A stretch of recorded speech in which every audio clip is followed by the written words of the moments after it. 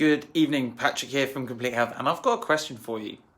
Why is everyone behaving so angry, aberrant, and just downright rude to each other? I don't know why, and I can't understand in a world where we have so much going for us, how we can all be so angry at each other. And it's really interesting, like every day that this continues to go on, the less it seems to bother me and the more I actually start to realize that realistically, we actually have so much more to be thankful for than we do really to be angry for. When you really think about it, you've got a roof over your house, a roof over your head, you're living in a house, you have food that you can easily get every single day, you have the opportunity that you can leave your house and go for a walk, you have the opportunity to exercise, you have the opportunity to look after yourself, we have technology so that we can stay connected with each other. Could you imagine what these restrictions would have been like had we had to do them 40, 50 years ago before there was any mobile phones? And by the way, this is not the first time that lockdown restrictions have ever occurred when there's been a breakout of a virus.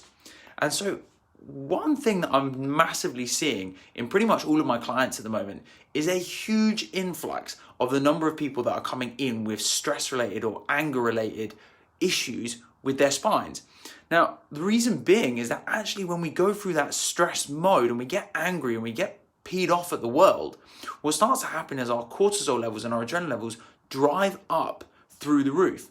Now, interestingly, completely the opposite starts to occur when we go into a state of what we call gratitude.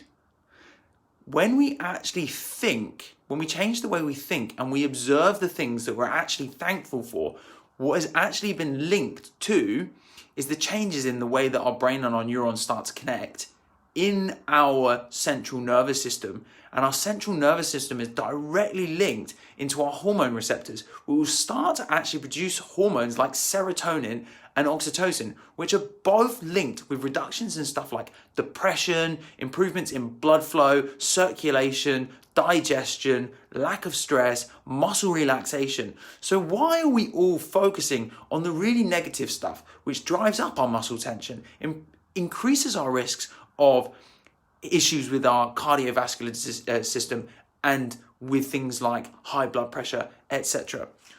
One thing that I would aim to challenge, or I want to set to challenge everyone, is writing down something or 5 things that you might be grateful for each day and see how you instantaneously feel in the action of actually writing those things down. Like I say, I've put in the post some of the things that I'm super grateful for. I've got a house, I've got food, I've got a clinic that I can go to. I've got patients that are actually willing to sit and pick up their phone and listen to the stuff that I have to say. Why? Because we're here to actually improve on people's and give people guidance and help so that they can actually improve on their health.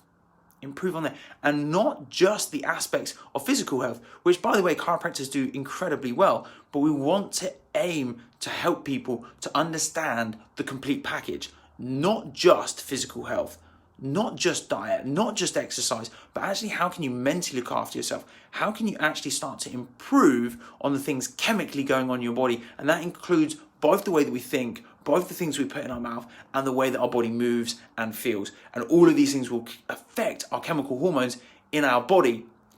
And these things can actually potentially make you feel great. So like I say, set yourself the challenge, maybe put a comment in the comments below and tell us what you're actually grateful for today. What things can you actually be grateful for, and feel your physiology start to change, feel your mind state start to change, and feel your actual body start to go into a state of relaxation. Patrick here from Complete Health, helping you do what you do best, heal yourself. The body has the capacity. Until tomorrow, Patrick here from Complete Health, and you take care.